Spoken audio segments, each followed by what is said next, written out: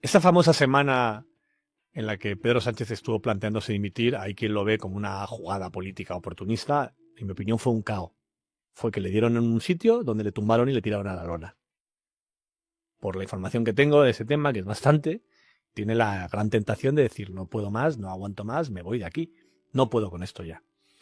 Y es algo que es humanamente entendible, y más si se amplía el foco, porque no solamente está a punto de sentarse en el banquillo su mujer, sino que tiene ya a su hermano en las mismas circunstancias.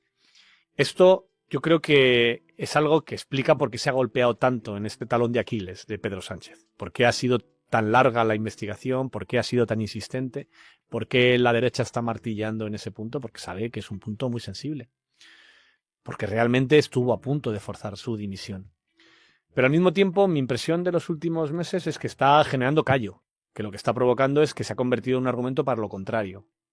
Un argumento para que el propio Sánchez, tal y como lo transmite a la gente con la que habla, tenga más argumentos para intentar resistir.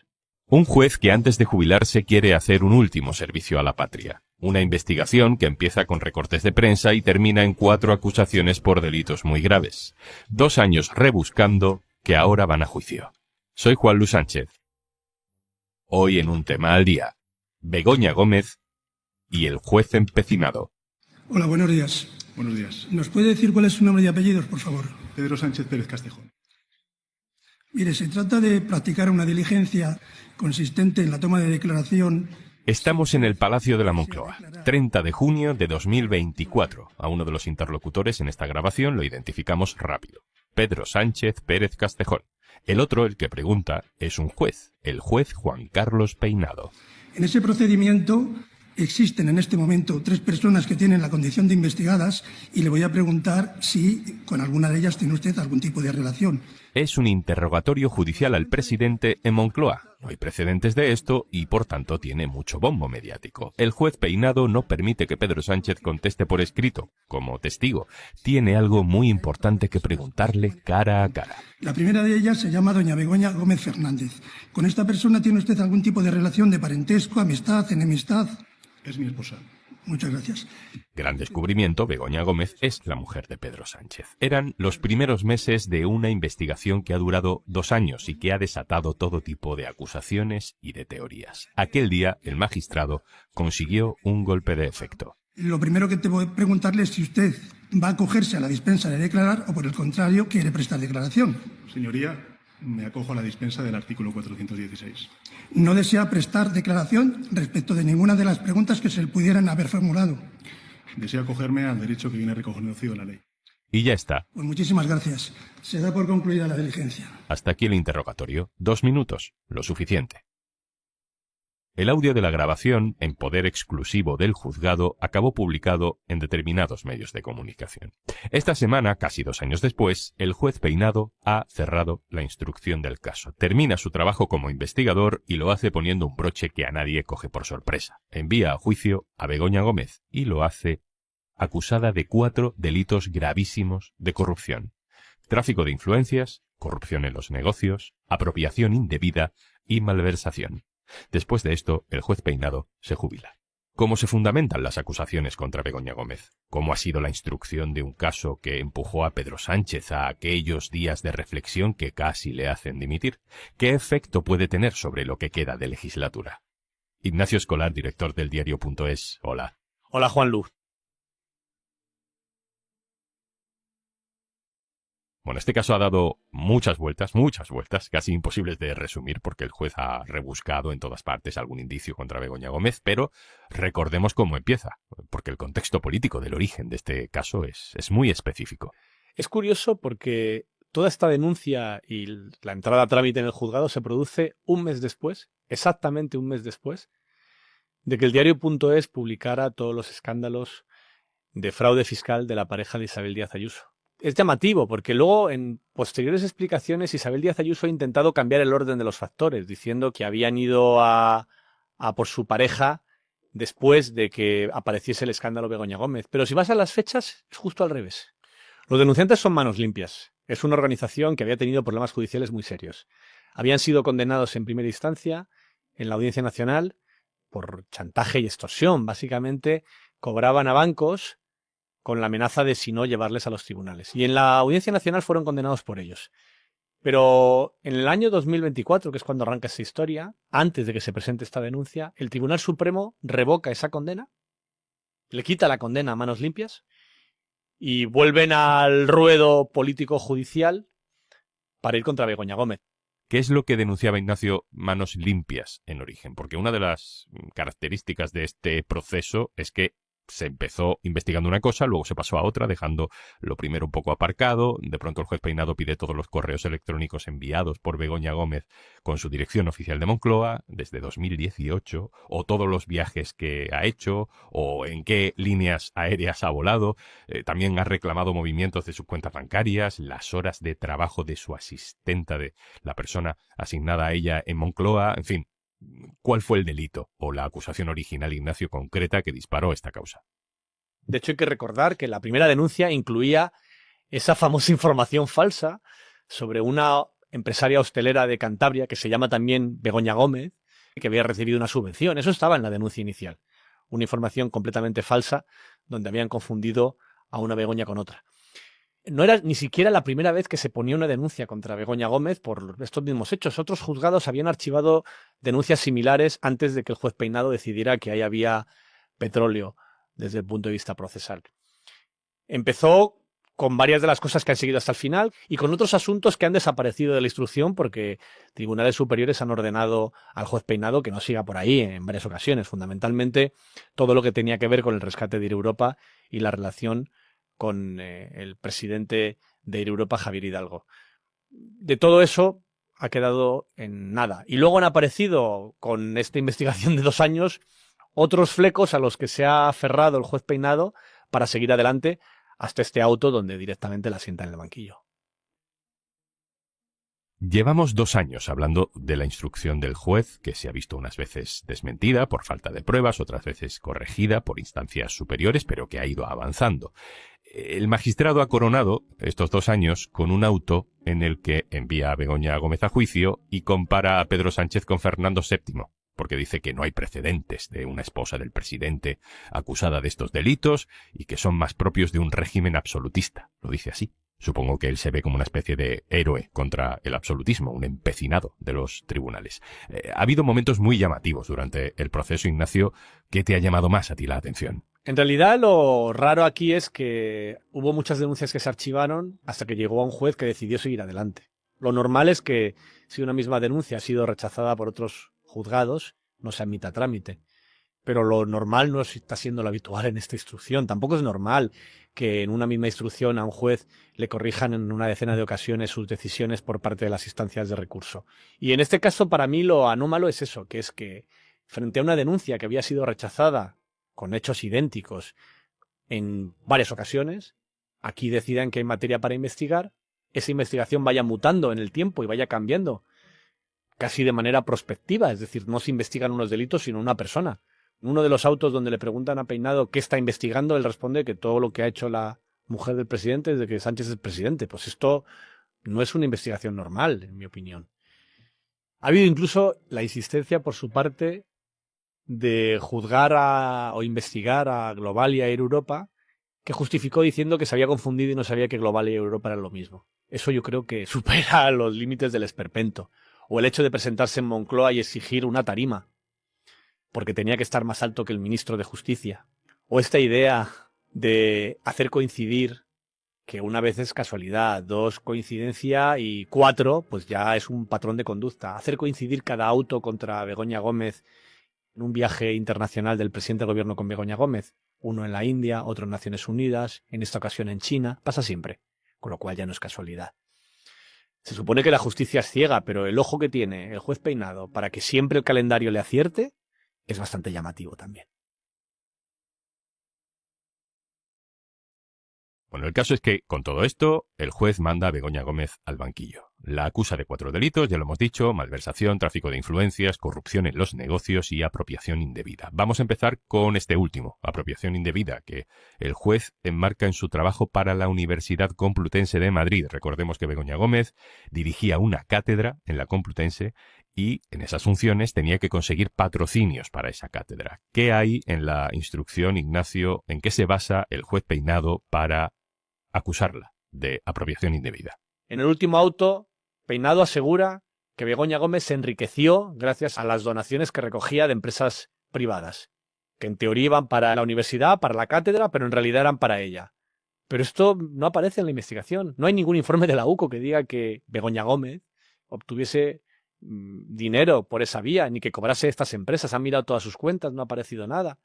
Y pretender que el cobro de unas clases a las tarifas miserables que paga la universidad pública, especialmente en Madrid, es un cohecho o un soborno o un negocio, en fin, no se compadece con la realidad. Otro de los delitos que se le imputan es corrupción en los negocios. ¿Por qué? ¿En qué habría consistido este delito por parte de Begoña Gómez? Corrupción en los negocios es un tipo penal que básicamente castiga la corrupción en empresas particulares, entre empresas privadas. Ese es el delito que imputan a Alberto González Amador por supuestamente haberse repartido una mordida de 2 millones de euros con su socio, un directivo de Quirón, por un contrato de mascarillas con una empresa donde el directivo de Quirón estaba en el consejo de administración y que acabó pagando $500,000 por una clínica de depilación al lado de una farmacia que no valía nada. Eso es corrupción de los negocios. Hace falta algo fundamental, que es un negocio, es decir, una empresa privada. Aquí el problema es que la corrupción en los negocios se produjo en una cátedra universitaria de la Complutense sin ánimo de lucro. ¿Cuál es el negocio ahí? Y que la persona que supuestamente cometió el delito de corrupción de los negocios, Begoña Gómez, no gana un duro. ¿Dónde está el negocio ahí? Yo ironizaba en un artículo esta semana, esto es como un homicidio sin muerto.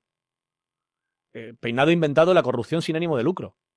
Y la apropiación indebida sin robo, porque no se ha robado nada. Y el tráfico de influencia sin influencia. Y en el caso de corrupción en los negocios, que básicamente Peinado lo justifica diciendo aquí hay unas empresas que donaban dinero, pero en realidad no era la Complutense, sino que era para ella, pues no aparece en la instrucción judicial, porque ese dinero está en las cuentas de la Complutense, no en las cuentas de la mujer del presidente del gobierno. Ignacio, al principio de la investigación se hablaba mucho de Air Europa, del rescate de Air Europa, de unas cartas de recomendación a un empresario y que eso probaba tráfico de influencias, del software de la Universidad Complutense que había utilizado en la cátedra. Bueno, el caso es que a partir del año pasado se deja de hablar tanto de eso y empieza a ganar protagonismo en esta instrucción la figura de la asesora, del asistente en Moncloa que hay siempre para las parejas, para las esposas de los presidentes del gobierno. Y de pronto, esta figura le da al juez para demostrar qué delito exactamente. Pues esto que planteas es interesante porque básicamente la acusación es que hay una malversación de fondos públicos porque Begoña Gómez utilizó a una asesora de la Moncloa para sus negocios privados. Es un poco el resumen de la acusación. Te vas a la letra pequeña y es un poco más complicado, porque el negocio privado no era privado, era público, ni tampoco era negocio. Era colaborar con Begoña Gómez en las gestiones que hacía para la cátedra universitaria en la Complutense por la que no cobraba nada. 0 euros. Sus únicos ingresos de la Complutense no eran ni siquiera por dirigir esa cátedra, ni por conseguir patrocinadores para esa cátedra, sino por dar clase en la universidad. Algo que venía haciendo desde mucho antes de que Pedro Sánchez fuera presidente del gobierno. En 10 años, por las clases cobró 34.000 euros. Como esto no tiene mucha enjundia, se va al tema de la malversación, que es, en efecto, esta asesora estuvo ayudando a Begoña Gómez en algo que no era su agenda institucional como mujer del presidente, sino que era asistir a varias reuniones con la Complutense o incluso escribir a algunos de los patrocinadores de la Complutense, porque insisto que el dinero iba para la Complutense. En total, según la defensa, estamos hablando de unas 4 horas al año en una persona que trabajaba jornada completa. Y luego, además, la malversación es un poco disparatada porque para que haya una malversación tiene que haber alguien que decide sobre esos fondos públicos. Es decir, malversa un funcionario, no puede ser un particular, porque es alguien que puede decidir dónde se gasta el dinero público. Begoña Gómez no es funcionaria. Tampoco decide ella contratar a esta persona. Esto fue el argumento que utilizó el juez Peinado para intentar imputar al actual ministro de Justicia, Félix Bolaños, que entonces había sido secretario general de la Moncloa, por contratar a esta asistente para la mujer de Pedro Sánchez. El Supremo lo archivó de plano. Lo cerró nada más llegar, no lo tomó a consideración. Y lo lógico habría sido, bueno, pues si me quedo sin autor material, ¿cómo puedo procesar a la asistente que ayudaba a Begoña Gómez o a la propia Begoña Gómez? Peinado ha decidido que sigue adelante. Hagamos un paréntesis aquí para aclarar que todos los presidentes del gobierno, o todas las parejas del presidente del gobierno, han tenido, digamos, una persona de referencia en Moncloa, un asistente en Moncloa, para desarrollar su función y poder vivir dentro de una cosa compleja, que es un palacio presidencial. Claro, el hecho de que una mujer del presidente del gobierno tenga una asesora no es algo nuevo. Lo han tenido absolutamente todos los presidentes del gobierno de la democracia. Todos. En algunos casos no era ni siquiera una persona, era más de una persona.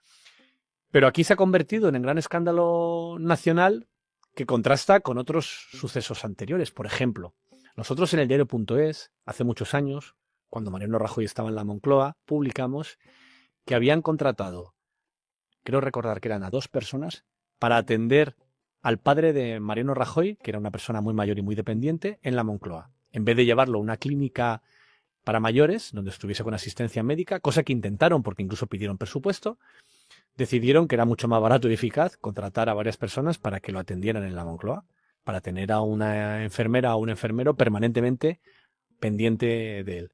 Hubo incluso un intento de llevar esto a los tribunales. No se denunció al pobre padre de Mariano Rajoy, sino que se denunció a Mariano Rajoy, que era el que había decidido asignar esos recursos. Quedó completamente archivado. Y hemos visto también fotos de Jaime de los Santos, asesor de la mujer de Rajoy, acompañándole de compras. Eso tampoco formaba parte de la agenda institucional, pero era algo que era pacífico y que nadie consideraba que fuese una malversación hasta hoy. Jaime de los Santos ahora es diputado del Partido Popular y hay imágenes de él acompañándole de compras. De hecho, hay incluso reportajes en prensa hablando del personal shopper que ayudaba a la mujer de Rajoy en sus compras. No lo pagaba la mujer de Rajoy, lo pagaba el presupuesto de Moncloa, pero en aquel momento ni en eso, ni en los enfermeros que cuidaban al padre de Rajoy se vio delito alguno. Volviendo al auto de procesamiento, Ignacio, hay una clave sobre el delito de malversación que no hemos citado antes. Ser juzgado por este delito, por malversación, significa que, a no ser que seas un político aforado, te va a juzgar un jurado popular. ¿Por qué eso es relevante? Este tipo de causas, dicen los abogados, que si eres culpable, mejor un jurado, y si eres inocente, mejor un juez. Y claro, aquí el sistema del jurado, que es a lo que iría si es malversación, es algo que le da más posibilidades de éxito al proceso de peinado, porque se convierte en un juicio menos técnico y, digamos, más influible desde lo político. Es prácticamente imposible encontrar un madrileño al azar que no tenga su juicio condicionado sobre este asunto, que no esté contaminado por la información que publicamos los medios, en un sentido o en otro.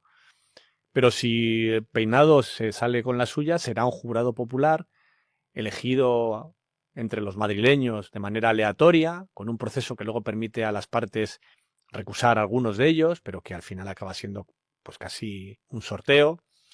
Será un jurado elegido por sorteo el que decida el futuro penal de la mujer de Pedro Sánchez. Y yo creo que es casi la única posibilidad de que esta causa penal llegue a algún puerto, que sea alguien sin conocimiento jurídico quien decida si ese mismo criterio que se aplicó con la mujer de Rajoy aquí se convierte en un delito. Vamos terminando, Ignacio. ¿Cómo crees que puede afectar todo esto ahora, en esta recta final de legislatura, a la figura de Pedro Sánchez como presidente del gobierno? Porque hay que recordar que en el arranque de la investigación esto fue lo que provocó que Pedro Sánchez se retirara aquellos 5 días tan controvertidos a reflexionar sobre su futuro, si seguía, si no seguía. Esa famosa semana en la que Pedro Sánchez estuvo planteándose dimitir, hay quien lo ve como una jugada política oportunista. En mi opinión fue un caos. Fue que le dieron en un sitio donde le tumbaron y le tiraron a la lona. Por la información que tengo de ese tema, que es bastante, tiene la gran tentación de decir no puedo más, no aguanto más, me voy de aquí. No puedo con esto ya. Y es algo que es humanamente entendible, y más si se amplía el foco, porque no solamente está a punto de sentarse en el banquillo su mujer, sino que tiene ya a su hermano en las mismas circunstancias. Esto yo creo que es algo que explica por qué se ha golpeado tanto en este talón de Aquiles de Pedro Sánchez. Por qué ha sido tan larga la investigación, por qué ha sido tan insistente, por qué la derecha está martillando en ese punto, porque sabe que es un punto muy sensible. Porque realmente estuvo a punto de forzar su dimisión. Pero al mismo tiempo, mi impresión de los últimos meses es que está generando callo que lo que está provocando es que se ha convertido en un argumento para lo contrario. Un argumento para que el propio Sánchez, tal y como lo transmite a la gente con la que habla, tenga más argumentos para intentar resistir.